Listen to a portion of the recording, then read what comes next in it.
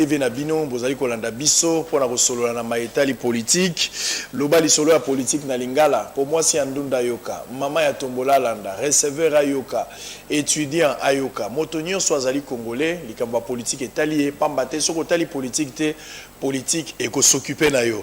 Bozali ebele bisika botie ba TV Nabino, motema likolo kozela. Mise ko banda tango nini, bozali na Congo Brazzaville sika o api réunion monene sala makilobi ya SADC na CIRGL bazali ko kanisa na maetali kimia surtout na processus électoral où la République démocratique du Congo ba résolution bimaki bokoyo ka yango protocole bela yango kaka lelo awa na tongo na ibandeli émission mais bobo sanate sika boza ko la biso pe élection ezali pour les 30 décembre ndenge Corneille Nanga za ko continuer ko confirmer na même sentiment où yazalaki nango pe pour le 23 décembre il continue à confirmer que l'élection ozala bel et bien le dimanche na République démocratique du Congo mais élection ngo kozala ba privé moko ya bandeko bango ba ko sala élection te ba kozela tina mois de mars il y a 2019 pour que bango ba sala élection lokola bandeko ya Beni bandeko ya Beniville bandeko ya Butembo ville bandeko ya Yumbi toki pe bandeko ya Lubero bango pe bako voter te bako zelobe le 19 mais bobo sanate que Corneille Nanga pona ye le 18 janvier 2019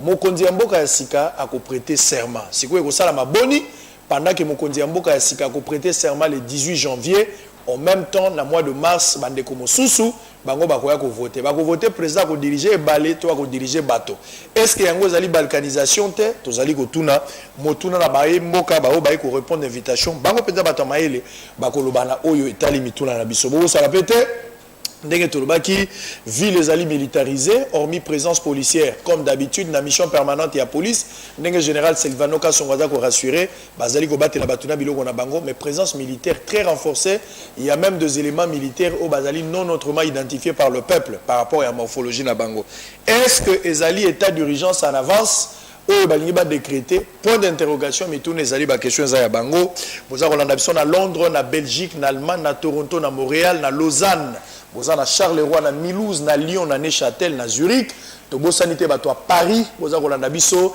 bochepe TV munene na Château Rouge to pesi bino mbote to ndimiete to kolekisa bangonga malamu ensemble na bino to bosanité bato Égypte bato à Brésil bato à Rio de Janeiro to bosanité bato à Dublin bato à Irlande bato à Danemark Suède Finlande to bosani binote la rose verte toujours au top on ne change pas l'équipe qui gagne pona yango na yambi bana mboka misato ya liboso na yambi monsieur Rex Kazadi pour le compte il y a Lamuka azali candidat député bien que campagne c'est là qui sur le plan il y a communiqué à Nanga communiqué wana et si campagne mais sur le plan il y a loi électorale la institution la constitution la campagne est continuelle mais le ko la CENI ndi azali organe azala mobilité ko kata yango akati yango kana communiqué ndeko Rex Kazadi yeyo azali awo mbote na Rex Kazadi.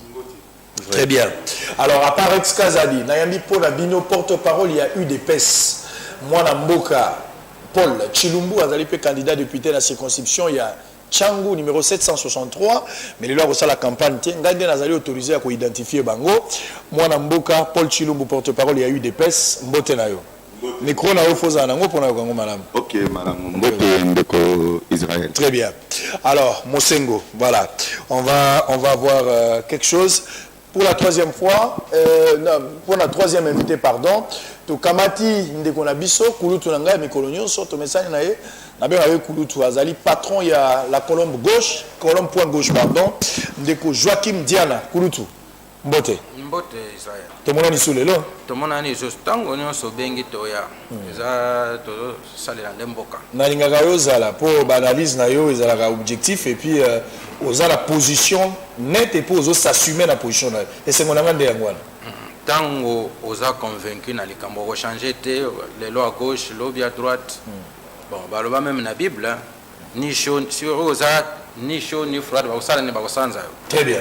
Alors tomani malamongo parce que Sengelito banda débat boza ko na biso komela biso ka message ba numéro za na radio 98.3 fréquence na biso yebani 98.3 merci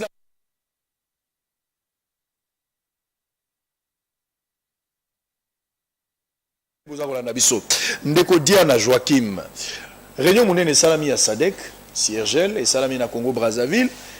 Réunion Ango, encore pour une fois, rendez-vous moko salami na sommet, bako lobela ba Congolais, bako lobela Congo, mais ba Congolais bango moko bazalité. Na mona kika ya bin Karoubi, Yemoko lobby que Azali est intéressé dans la réunion parce qu'Azali est informé dans côté. Mais la résolution est katani, la décision est zoami. D'ailleurs, ministre Affaires étrangères bakokati ça va prendre ça. La résolution n'est pas à Mokondi Mboka, basui acte ya maetali élection, c'est-à-dire report walandengo longo le 23 comme le 30, bango bandimi yango. Et puis deuxièmement, makambu ya élection sengele le kanakimia.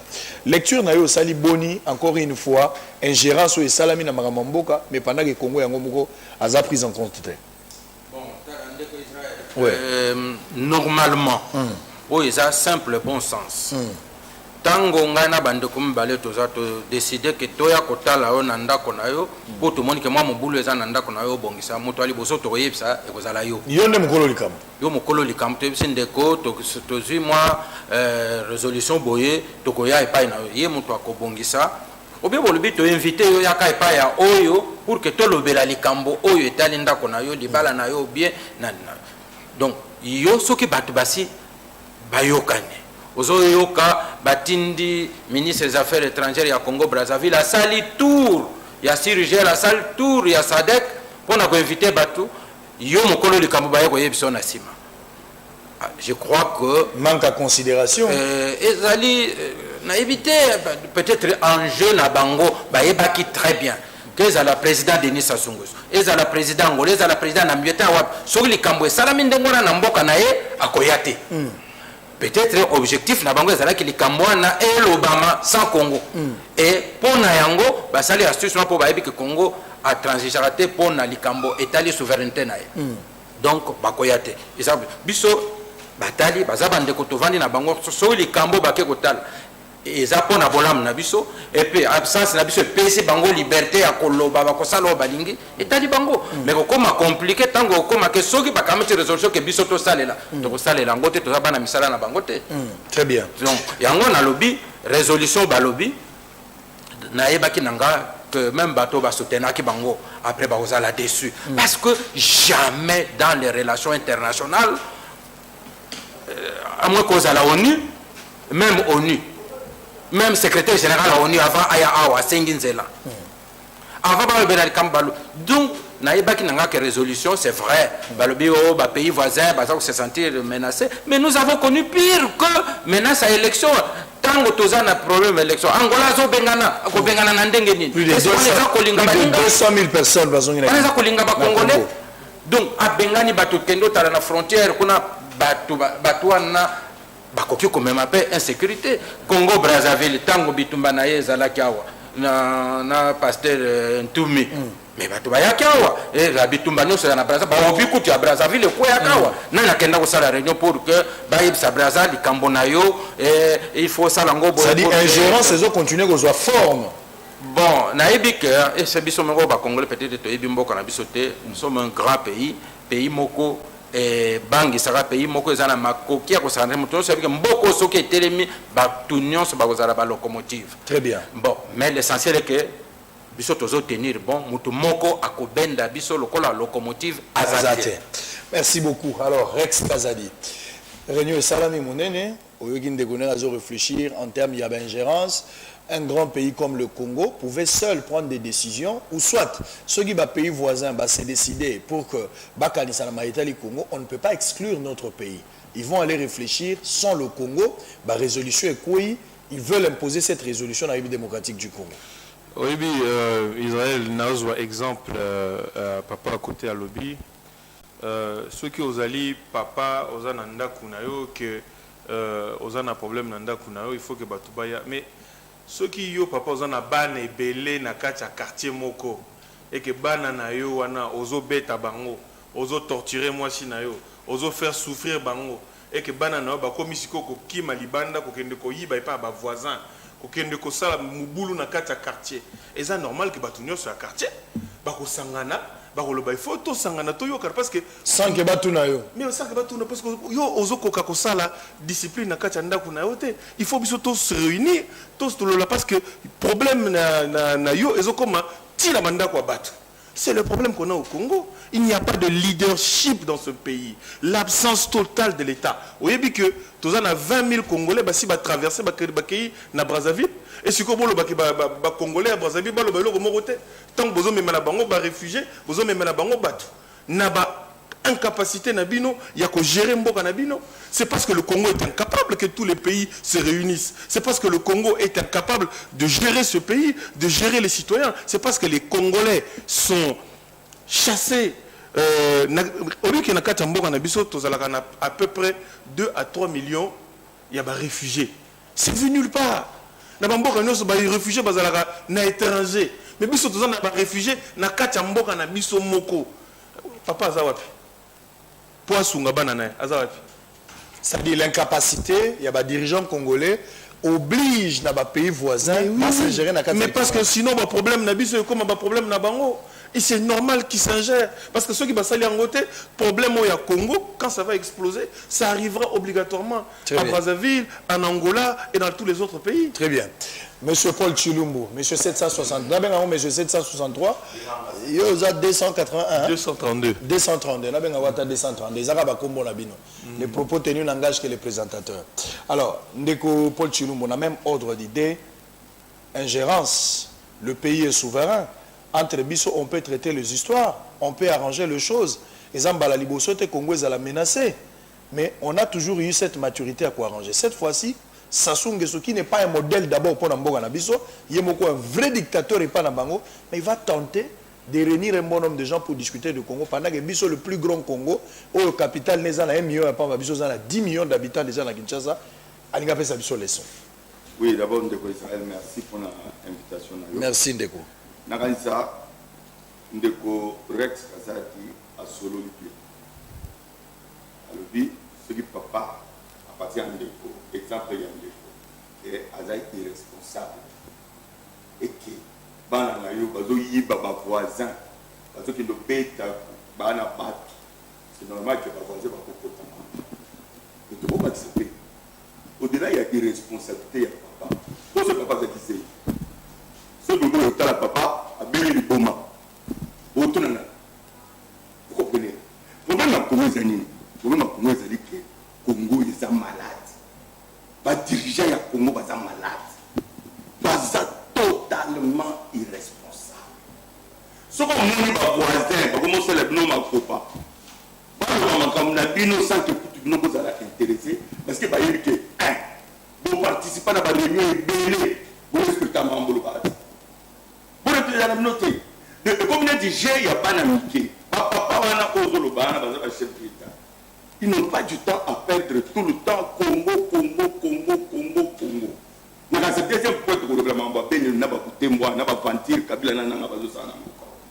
Vous comprenez? Donc, nous pensons sincèrement qu'il est temps qu'il y ait un leadership responsable.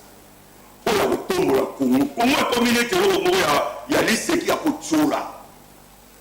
Par exemple, tout le monde se moque du Congo, des Congolais. Tout le monde va respecter ni les dirigeants congolais, ni les Congolais partout en Afrique.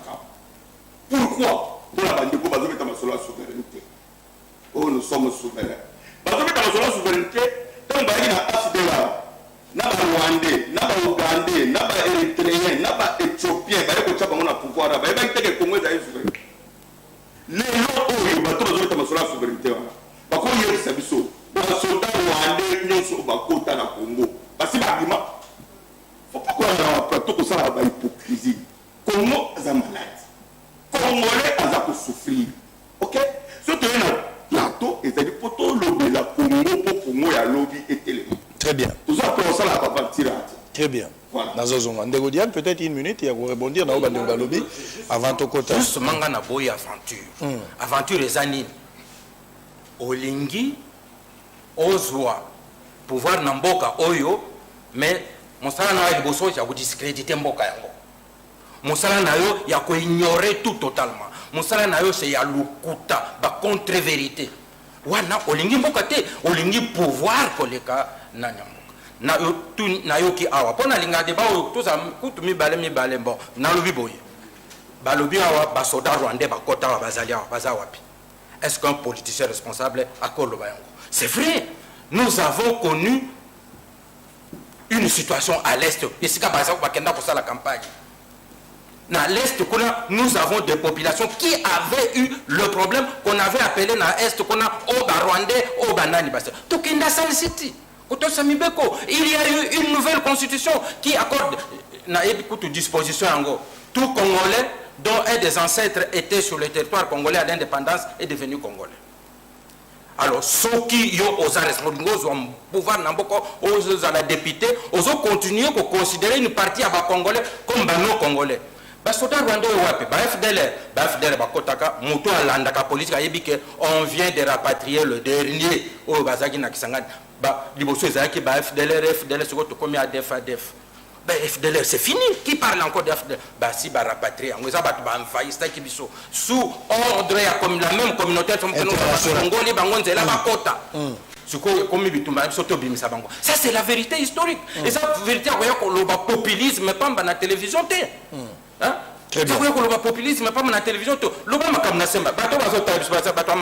Justement.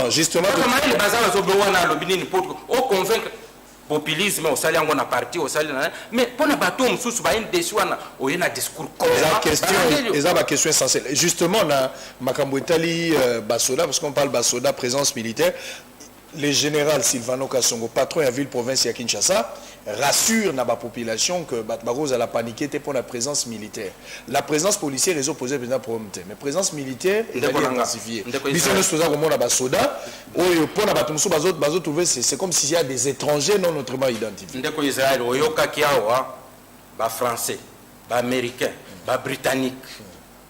Si ba ressortissant na bango à partir le 17 décembre basala nini balongo na Congo bazokimani tango yoza na kati ya mboko monte bapa ya tovana ngo balobi babima nanza okozani ko kamata ba disposition ozato vandi na lobo moni makambo ambassade des États-Unis d'Amérique ezalaki fermé pendant une semaine ezalaki pona nini ezalaki pona blague.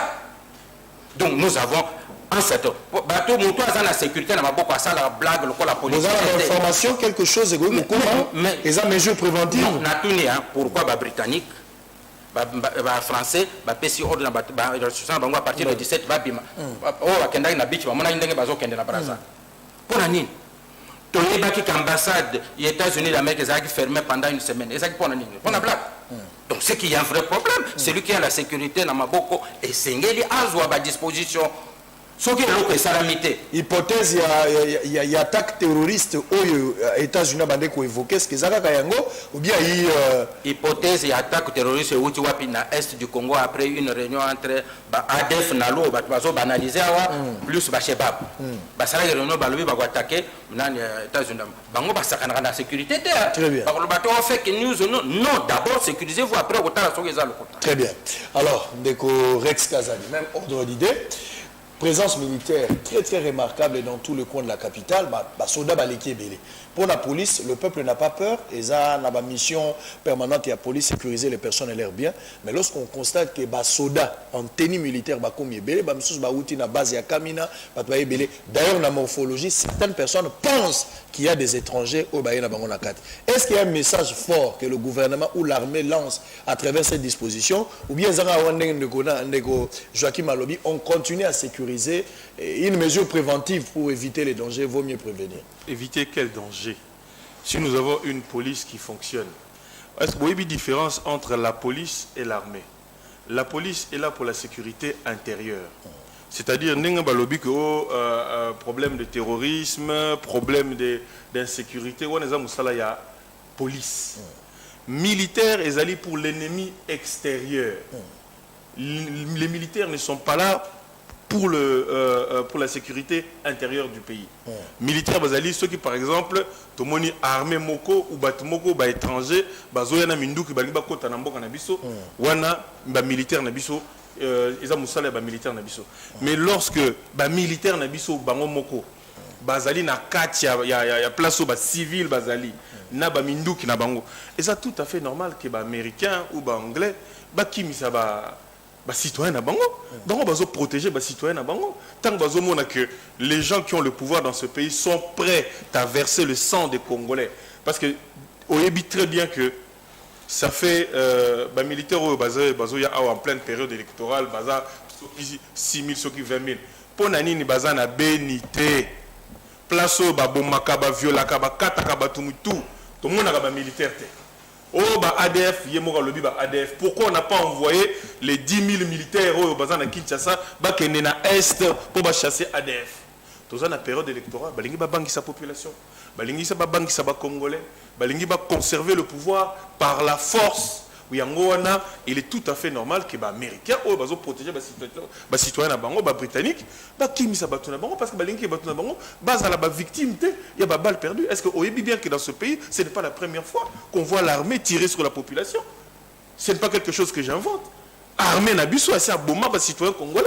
Au moins, il y a une image où il est par rapport à c'est l'armée congolaise qui tirait sur les citoyens. J'entends encore que c'est peut-être les mêmes personnes au Bazo Bomabatu na Maïndombe. On a pratiquement 250 personnes qui sont mortes.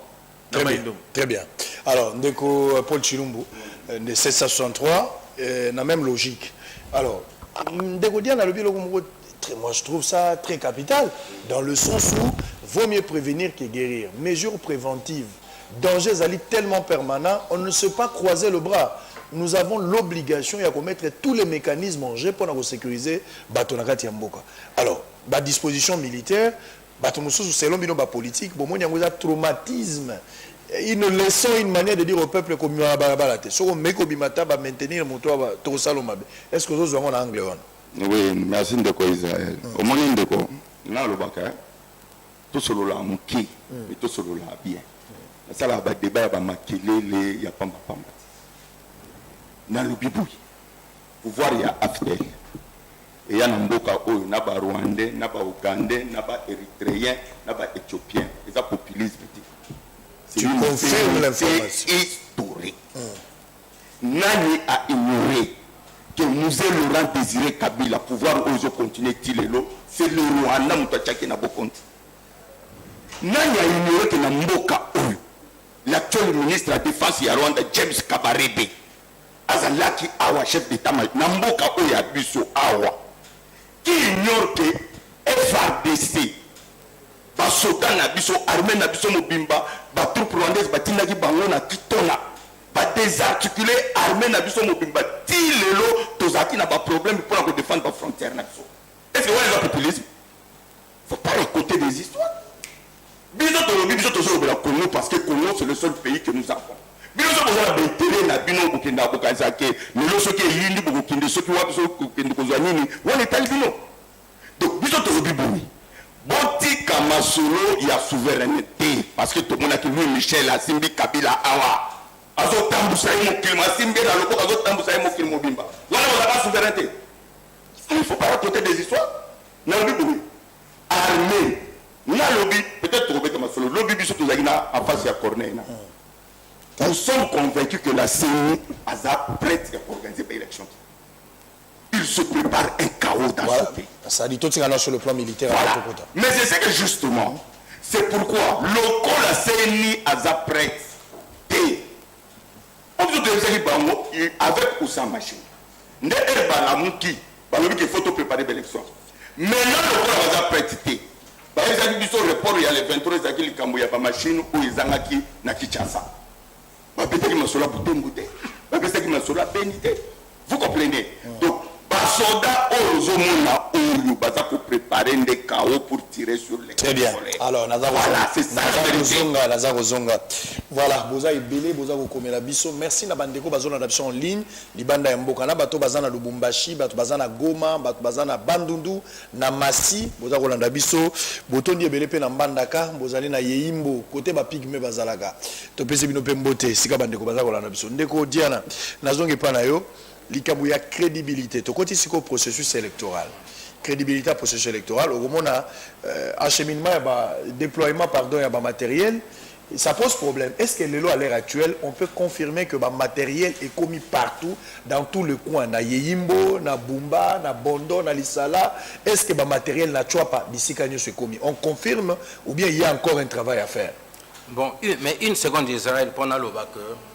Koloberamboka, il faut y avoir ma solution. Oui, Kolotu. Tango Moutazo, Tango, Rwandais, na Ougandais, à Sukiwana, mais il y avait les Angolais aussi. À Bossaniki, il y avait aussi les Américains là-dedans, avec le financement. Tango, Mangonios. Mais souveraineté, ça. Mais. Loba Kouloutou. Donc, tango, d'abord, le pouvoir est le même. Donc, c'est une hérésie historique. Mais oui, c'est une hérésie historique. Moi, l'histoire, nous sommes aujourd'hui à la deuxième législature des élections ici au Congo. C'est toujours l'AFDEL qui est là. Bon, Tchibala qui est aujourd'hui Premier ministre, il vient de l'AFDEL. José Makila, ça c'est se tromper l'opinion, ce n'est pas bon. Il est venu de l'AFDEL. Alors. Et alors? Mais c'est lui qui a la tête de ce pays. Moi, s'il fallait refaire l'AFDEL, je referais l'AFDEL. Parce que même si c'était à refaire. Mais je vous dis, si c'était à refaire, je referais. Toujours. Tovandi Bissono soit une union sacrée. Nous venons de là. Chaque année, gouvernement, un père un père a commis Malibanda. Si c'est là, Mobutu serait mort au pouvoir ici, avec tout ce qu'il l'aurait jamais chassé. C'est l'AFDEL est venu. C'est le combat de tout le monde. C'est que la dictature, c'est tenu que Mobutu, l'AFDEL y a mis fait. Ne fais-ce qu'un point d'honneur pour ça. Il a arrêté cette émeute. Je ne fais qu'un point d'honneur sur ça. Ceux qui ont reconnu ça, il a pas placé. Moi, je peux même quitter le plateau. Non. Vous êtes un politicien responsable. Mais ayez la petite discipline au micro. Ce n'est pas parce que vous multipliez les paroles qu'on va vous écouter. Vous êtes en train de dire de contre-vérité pour dire que, c'est vrai, l'AFDEL qui était un mouvement de libération a été soutenu par toutes les puissances occidentales. Et on a mis fin à la dictature de Mobutu. Il y a eu des régimes.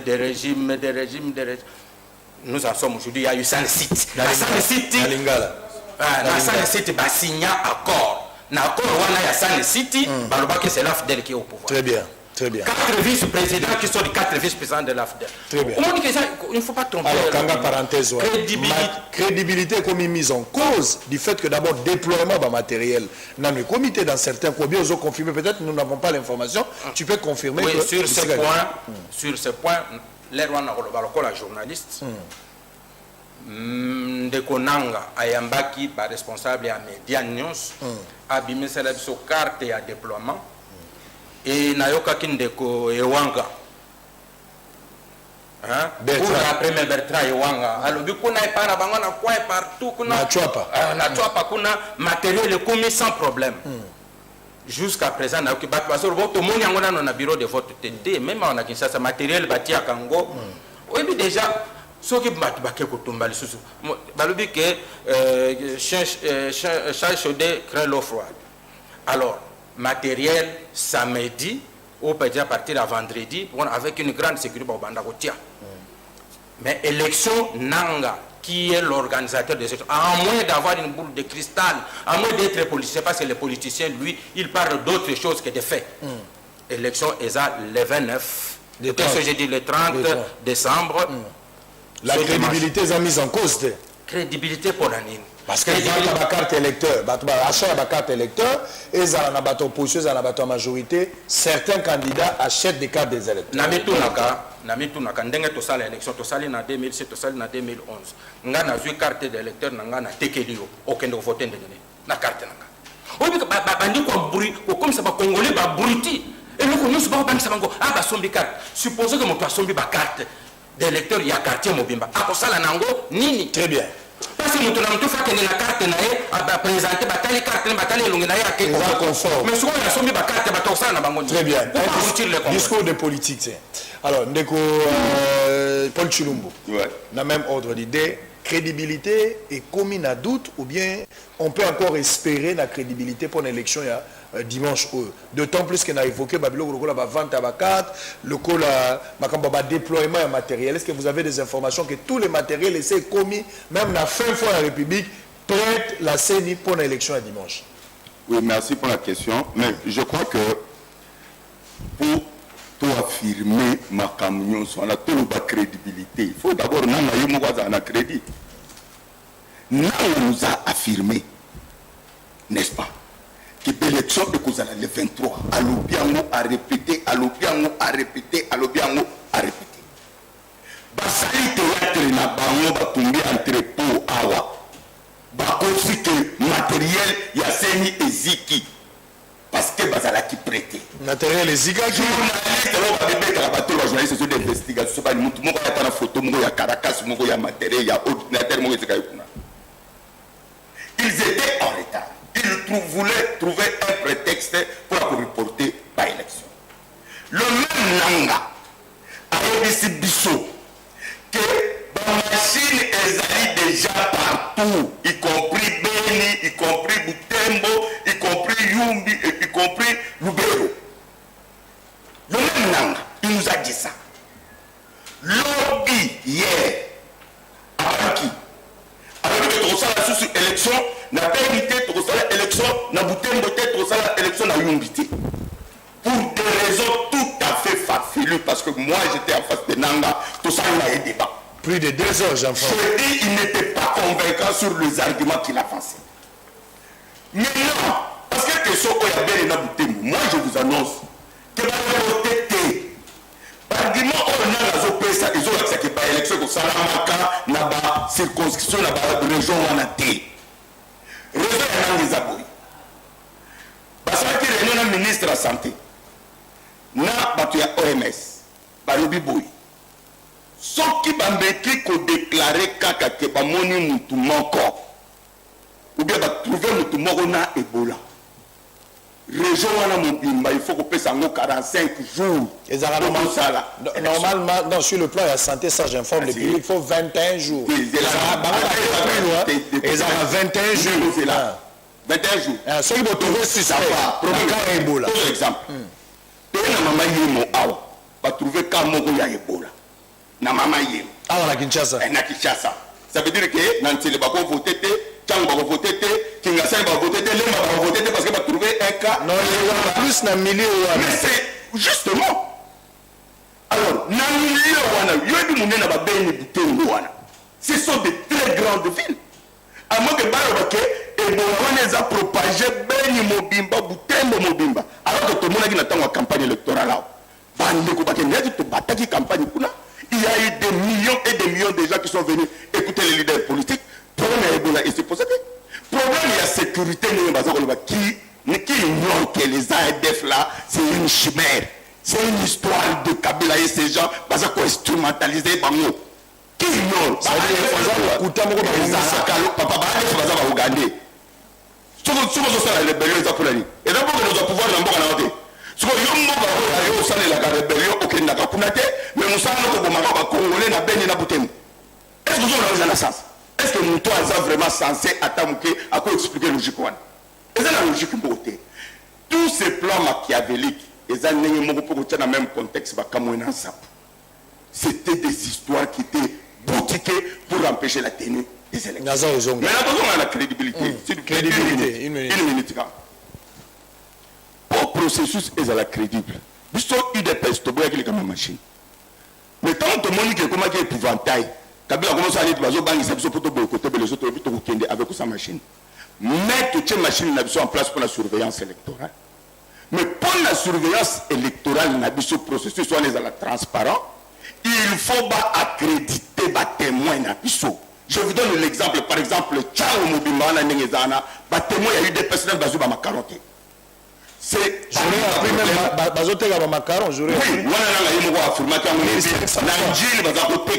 macaron 1500 il y a pas témoin vous comprenez donc vous êtes au biboui c'est pourquoi tu as des problèmes où et là problème il dépesté et ça problème pour sauter et ça problème il y a congolais très bien congolais nous sommes consciencieux très bien. De sorte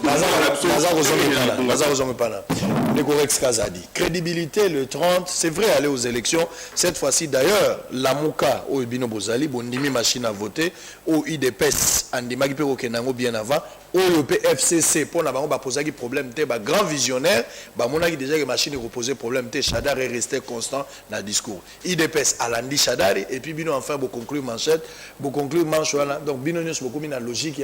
Avec ou sa machine à voter, ça, il n'y a pas de problème. Mais est-ce qu'on peut se rassurer? Garde-fou, garantir que dimanche, la crédibilité est un élément important. Dimanche, on peut se dire que l'élection est vraiment crédible. Mais pour que l'élection soit crédible, il faut organiser déjà crédible. Lorsque vous avez Nanga, qui a ni la qualité, ni l'autorité a décidé Yemoko à Longoli 3% de l'électorat. Oui, puis tous en a élection au suffrage universel. Universel, il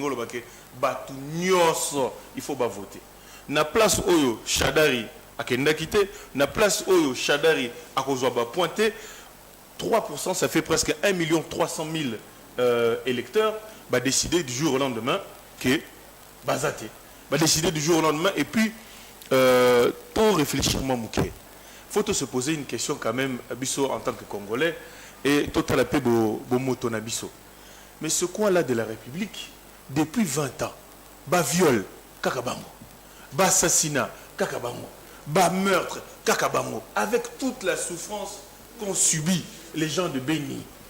Vous trouvez peu normal que va décider les lots, bah l'ongola bango, droit na bango, le droit de vote. On leur enlève, Nanga décide que sans consulter personne, sans Asololana Moutounio a décidé que Yemoko, du haut de son fauteuil de roi, que, allez, lobby, 1 300 000 personnes n'ont plus le droit de voter. C'est un scandale. Et ça, scandale, et ça déjà préparation, il y a tricherie. Préparation, il y a vol. Ceux qui ont Tchikoyo, armée Oyo, et Outi, je ne sais où, et qu'ils ont quadrillé toutes les rues de Kinshasa, on s'est dit que ces gens-là, comme l'a dit mon collègue tout à l'heure, sont en train de préparer un hold-up électoral avec un massacre à grande échelle à l'intérieur de notre pays. Très bien. Alors, Toko Tamaramba Beni, Boutembo, Nalobagi Nabino et Bandeli, élection est dimanche, mais Beni ville, Boutembo ville, na Lubero na Yumbi, Bango ba voté selon Corneille Nanga, 3% électorat, na échelle nabiso nationale, Bango ba privé Bango, ba Rosela, na mois de mars na 2019. Mais en même temps, le président de la République Essengeli a prêté serment le 18 janvier. Alors, ce président a bimé déjà dans le mois de janvier a prêté serment, influence ou bien apport électoral où il y a le mois de mars et il se jouer sur base de quoi? Supposons que Chadari, un exemple que je donne, ou soit Félix Tshisekedi a bimé président dans le mois de janvier, à 34%, bande comme ça, poli, a prêté serment le 18. Ce qu'on a commis dans le mois de mars, élection et salami, Chadar a eu ma voix et belé, il faut pas renverser. Est-ce que Tshisekedi a Rolongwa, Chadar nous a remplacé? Ça va se faire comment? Je ne sais pas, mais Diane, Azali, on va répondre au biso et puis en même temps Paul Chilum et puis Narex Kazadi. Alors, 4 villes ou 3 villes privées de cette élection, par reportant en 2019, est-ce que le plan de balkanisation est comme il soit forme? Je crois que même dans la Bible Balobelango, la foi vient de ce qu'on entend. Ce que vous avez dit, ozana otobengi na biso na métier na biso na ce background c'est difficile na mboka na biso na 2011 to yebi ezana ba point mususu ba vota kite be fallait soki wa masisi soki wa pona ba problème ezala ki ba vota kite so to remonter plus loin je crois na 84 les sous-élections il y a 84 il y avait un problème tous les Kivu n'avaient pas voté parce qu'il y avait des problèmes de nationalité de ceci de cela on a coupé bon on a une période de dictature mais loi Nabiso est autorisée que au cas où il y a un problème qui fait que les gens ne votent pas dans un coin en ce qui concerne l'élection présidentielle on va comptabiliser ceux qui ont effectivement participé aux élections. Mais le problème à Béni, pendant la campagne, mais on n'évoque même pas pendant la campagne, et là, il y a insécurité, la coalition Catch n'a pas pu se mouvoir dans Boutembo. N'a pas pu se mouvoir dans Boutembo, parce qu'il est obligé à Kangabaka et à Zonga. Parce que le Belangote, l'insécurité est réelle. Et bien, le but que ça fief, il y a opposition. Opposition, on a empêché le leader de l'opposition n'a combattre la campagne. Opposition, on a opposition. Tout indiqué clairement. Et c'est la même opposition. Ils ont connivence. Il y a Fantomas. Fantomas. Leader Moko, il y a opposition. Il y a Lamuka. Celui qui manipule toute cette partie, il est capable de tout mettre en moule là-bas pourvu que l'Obiba, on vous a abandonné, moi je viens en sauveur. Alors, likambo balobeli ya sécurité mais ezaka kate bato bazoke balobi machine moko boke osimbi là ngai nazopesa information au ministre ya santé apesi mutu ya santé wana pa uti na UDPS olilonga parce que baloba soko ozalaki obunga te bato bazaki na fidèle il continue à être fidèle ministre santé était mutu azalaki condamné médecin traitant oui.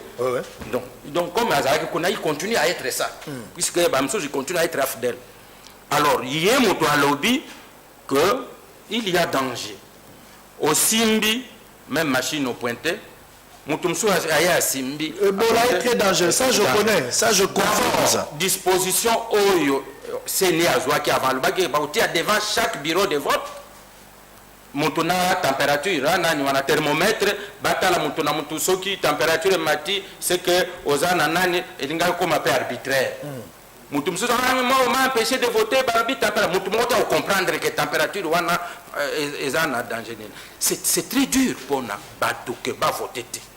C'est très dur. Non, mais c'est vraiment mon tournoi sur Congolais, nous sommes qui na patriotisme bien que nous ko participer pe na moto ko kambamboka na pambole ko a voter parce qu'il y a cette situation. Heureusement que pour na députés provinciaux na députés nationaux, il y a encore la possibilité que pas voter. Mais la situation est celle-là. Moi, je me suis même posé la question. Est-ce que zali plan ya balkanisation te oyo batu ba banga mbula na mbula ko benga. Moi j'imagine bateau misato ba province wana to ba ville wana misato ba oyo bango ba ko voter te côté bino bo voter mais ba kaboli déjà Congo balkanisation nyo so yango te eza ko kabola Congo te ezande ko protéger bateau tala nano omoni ndenge Ebola eyaki na Équateur omoni le plus rapidement possible ba contenir en très bien mais surtout tango comme na Beni il y a n'habité ce qui y a une mentalité baza ko beta bato médecin traitant personnel soignant kende pona ko sala assistance contre banal bato même un médecin refuse à ce que qu'on enterre un mort sécurisé tout ça donc là il faut prendre tout pourquoi bakana est ils ont continué comme attaquer alors qu'à l'Équateur vous savez les cas ont diminué ainsi de suite même mais avec même na Kikwit dans une grande ville mais on réduisait tout ça parce que naïpté bande qu'on a vu ce bané à Bitumba oyo nini bakoma sceptique ne croit plus à rien même pas à tout ce qu'un médecin peut leur dire basa ko boya alors on trouve qu'il y a même risque que Ebola mais supposons même que baza na bazo voter baé beti massage l'Ebola tue alors boza ebele on a ça confirmé ce qu'il dit par rapport à Ebola est vraiment dangereux beaucoup c'est pour la maladie on a été malade à virus Ebola, fièvre Ebola, on a jeté. Moi, je suis formé, Ebola, j'ai eu la chance d'être avec tous ces malades-là à l'Équateur. Je vous dis qu'ils allaient facile. Il faut faire très très attention. Et ça, Ndeko, yo, vous allez dans lobby, on a mon écoute tweet na yo, au lobby avec ou sans Beni. Donc, Beni, Boutembo, Atabango, Bazate, Tokende na élection. Donc, vous constatez que Nanga a se comporté na Kipomba.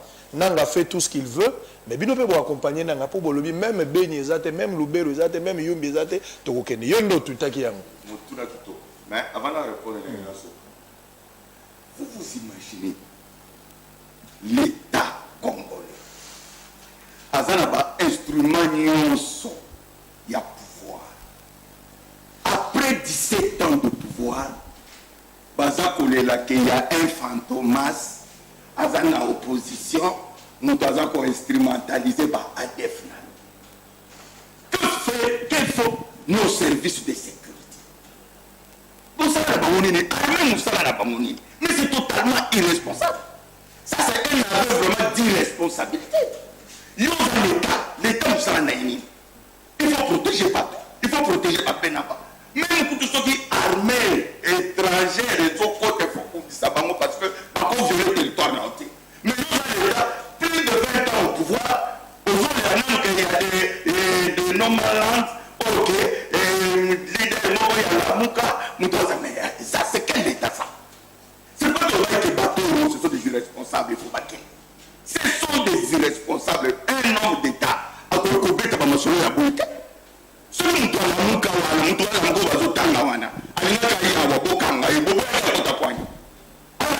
frontière to muto bozolo bana Moïse Katumbi ko ayi la frontière à côté il fallait pas que à côté pour gagner que yo muto salazo soutenir ba ADF na lukuna c'est totalement irresponsable hein et puis on va poser sur le débat banamike ça ne marche pas des deux na ribu biso to discuter na corner na par rapport à question na na tuna kinanga question na mais monsieur le président déjà par le mot au Sawana ça veut dire que hier ça va communiquer que Beni Boutembo élection aux Alacate parce que qu'est-ce qui prouve que na mois de mars bakaïla ba regarder nos sociétés na m'a dit ceci wana na zolo ba devant témoin ba équipe moi il est président soki na mars ba constater sur kaka kamoko ba poursuivre sur 45 jours soki na 45 jours ba comme na juin ba na sur kamoko ba poursuivre sur 45 finalement quoi on a ba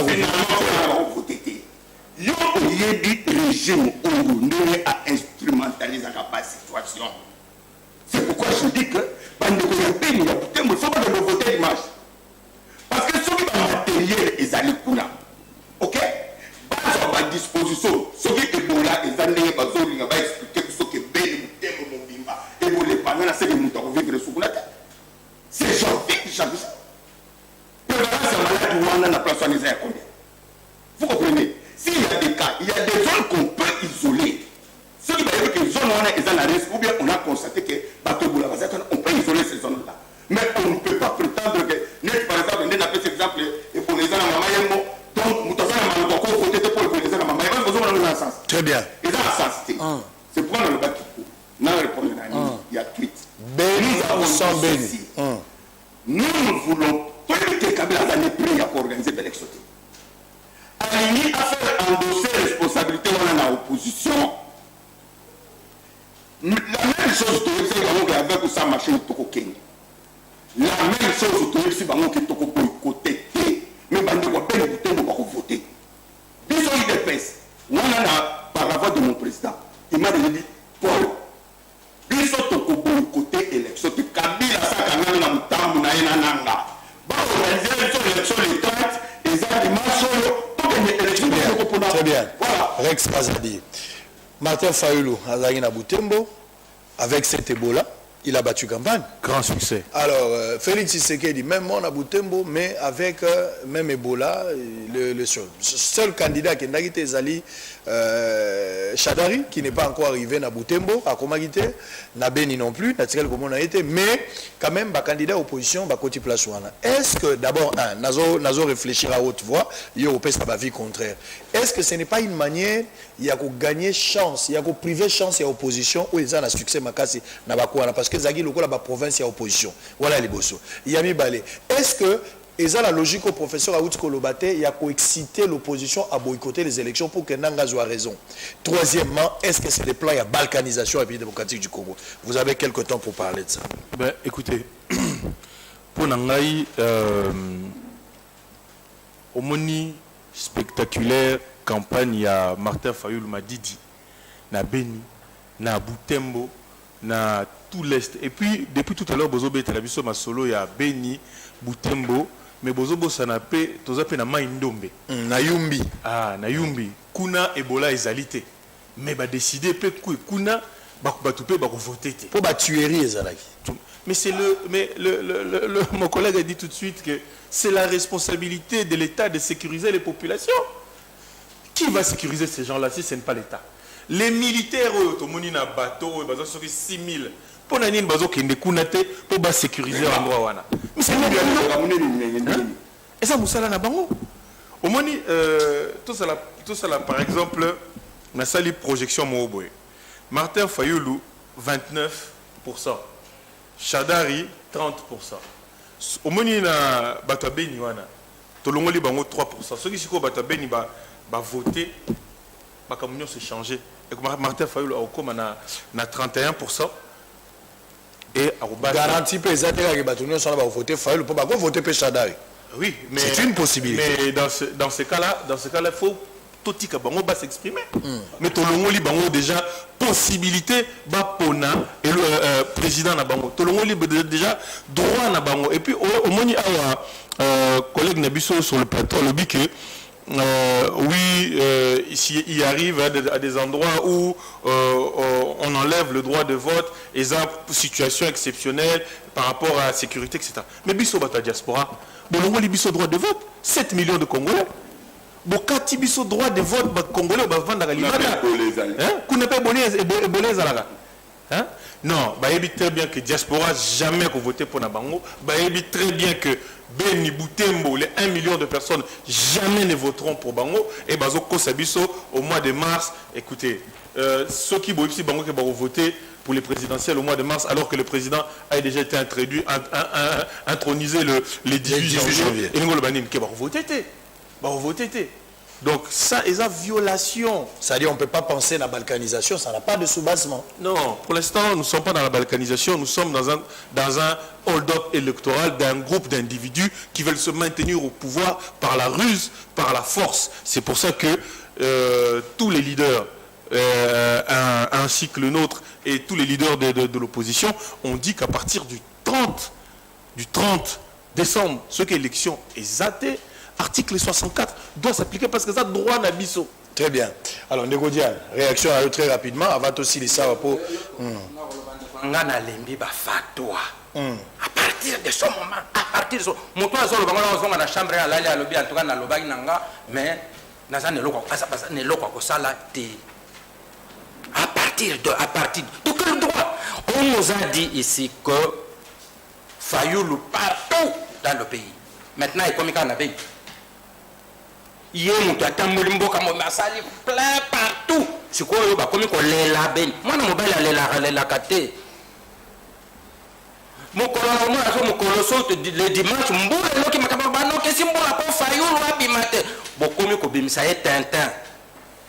c'est vrai. On est maintenant en droit pour ça, la débat responsable. Il y a politique responsable. Dans ma cambonion, sur Babaloka. On est plutôt ça là qui a lobby. Élection le 31 décembre. Le 31 décembre, avant le 31 décembre. Tant que c'est à lobby, non. Tous les Kassai là-bas, c'est l'enrôlement pour un événement comme ça. Ceux qui toquent l'élection, l'élection le 31 décembre, donc pour exclure toute la partie, il y a Kassai et autant. Non, on va avoir l'élection le 31 décembre, tout s'arrête. Mais ceux qui bon, puisqu'on veut que le 31 décembre, tout s'arrête, on va aux élections, ça on a exclu. Non, il ne faut pas vous aller à la baluka. Discours cohérent et zaté. Et l'okoza kosenga est zaté. Machine à voter, ce n'est que l'aboutissement. Tout bandi wapi. Calendrier. Oh, trop partiel. Calendrier. Oh, trop global. Oh, nini. Le 15 novembre 2015, président de la République, venez au dialogue, donner à la CENI les options consensuelles. Dialogue où on est commis. Conquête de pouvoir, moi je dois occuper ceci, je dois, le titre Yokokoma, San City, et plutôt cité de l'UIA, donc on s'arrête tout, à la machine à voter, on s'arrête tout, donc tout le monde d'occasion, on s'accroche à ça pour chercher à préparer la contestation. Tout est prêt élément, tout morceau de pierre est là pour préparer la contestation. Très bien. Bon, mais je dis ici, Congolais, bon côté Azana, plus de droits dans le Congo que Moussous. Vous appliquez l'article 64. L'article 64 dit tout Congolais a aussi le droit d'empêcher quiconque veut prendre le pouvoir par la force. On dit que tu vas pour empêcher celui qui l'exercerait par la force, encore que vous devez le démontrer qu'il l'a exercé par la force, parce que la Constitution elle nous régit tous. Vous n'êtes pas la Cour constitutionnelle pour constater qu'ici on a violé. Allez-y. Si vous êtes dans un état de... Il y a une hypothèse. Ouais, oui. Alors, discours. C'est un discours irresponsable. C'est juste un petit. Quand juste deux petits. Les 30 fort probables élections à la tête. C'est une possibilité. Avec tous les méandres qui entourent les processus, on connaît se plaint de beaucoup de choses. Irrégularité, le plan technique qui a posé problème pour le 23, élections allaient repousser pour le 30, mais notamment Makambo Tokomi Babeni, que Diana explique clairement Makambo Ebola et le reste, ça peut aussi faire en sorte que l'élection à la télé 30. Si les élections n'auront pas lieu le 30, hormis la politique de l'article 64 qui dirige le pays, encore une nouvelle transition, Kabila chapeaute, une transition sans Kabila trouvera sens. Qu'est-ce que tu en penses? Au rebondir là-bas, au lobby, on a une minute. Ok, déjà, collègue Nabiso, à lobby qui est aux la logo là-bas, il y a même pas 40 minutes, Tokata qui est la parole, la bande qui est là, les même à télémac qui a longue plateau. Donc, déjà pour voilà.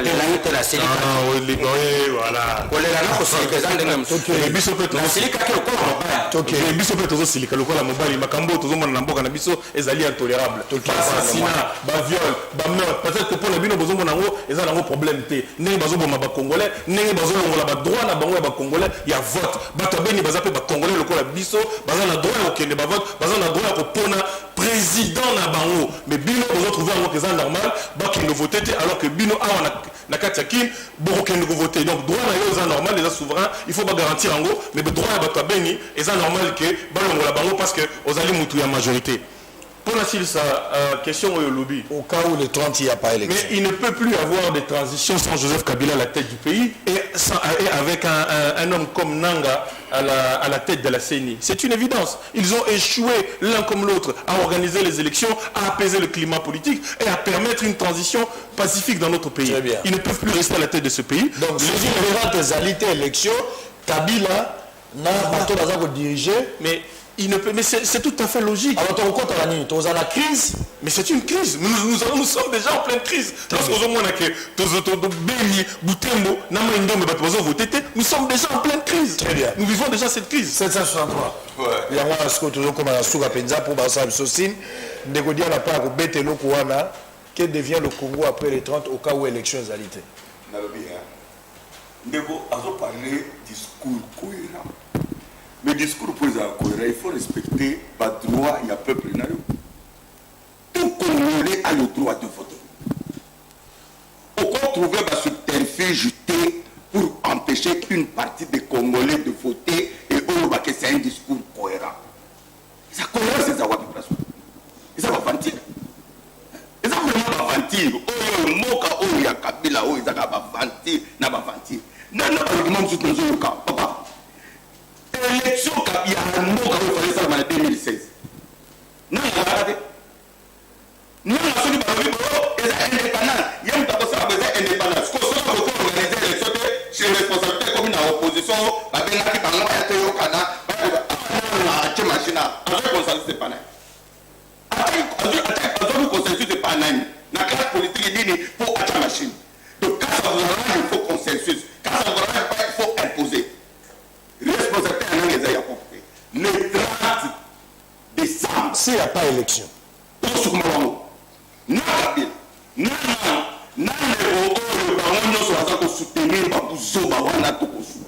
Très bien, merci beaucoup. Il ne faut pas continuer à jouer dans le Congolais. Congolais va même aider. Congolais pas si naïe et c'est coquille. Sauf que les 30 élections athées, très bien, merci. Alors, Ndegoudia, tu sollicite. Attends les 30 élections athées, les mêmes discours, Moïse Gozanango, Boutoupe Kotana, il y aura les 30, Kabila reste, l'article 70, le président reste en fonction.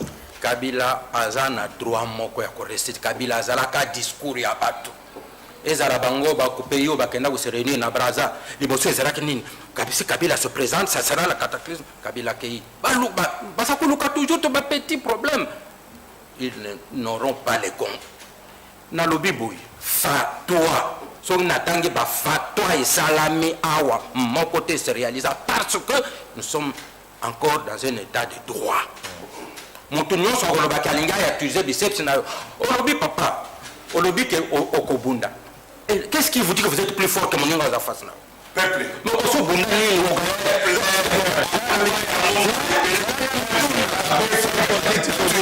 zana mituna. Voilà. Lokolo so betanani na momani. Na histoire ya peuple na yango lobi na zarali kama so na yoka npa mutalobi que peuple yo batoyer des pes batoy cache bango le peuple. Non,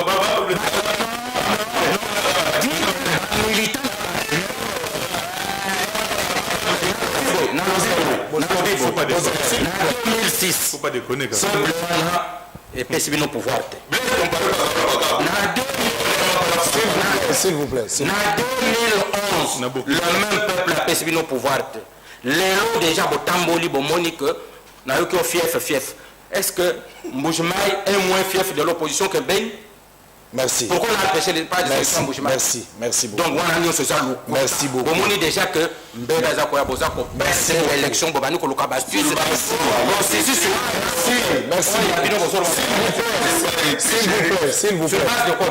vous plaît, monsieur Diane, s'il vous plaît. Le peuple en a marre de vous. S'il vous plaît.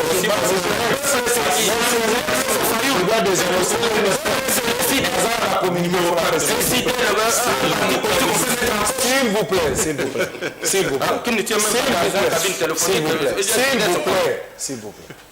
Alors, toi, il fallait le laisser. Et votre gouverneur. Laissez-moi, permettez-moi quand même de désannoncer, s'il vous plaît. S'il vous plaît, soyez gentil. S'il vous plaît, soyez gentil. Il a le droit de circuler, Fayouche. Tu as parlé pour la Bino Rex Kazadi. Pour le compte, il y a la Mouka, candidat député 232. 232 na Mouamba. Tu as parlé pour Paul Chilumbu 763 na niveau ya Changu. Tu as parlé pour Diana. Numéro 13. Limbisa.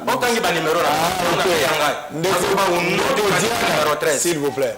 Ndeko Diana Kaza Kolobana Kombo ya candidat numéro 13 Emmanuel Chadag. Alors, Tosuki Siawa, Ndeko John Lungi Lazalaki victime. Vraiment, attaquer John Lungi la Karabo. Et moi, je condamne cette histoire-là. Azalaki na banda lungwa na mutu kanaye, inconnu moko non autrement identifié. Il a dit S'il vous plaît.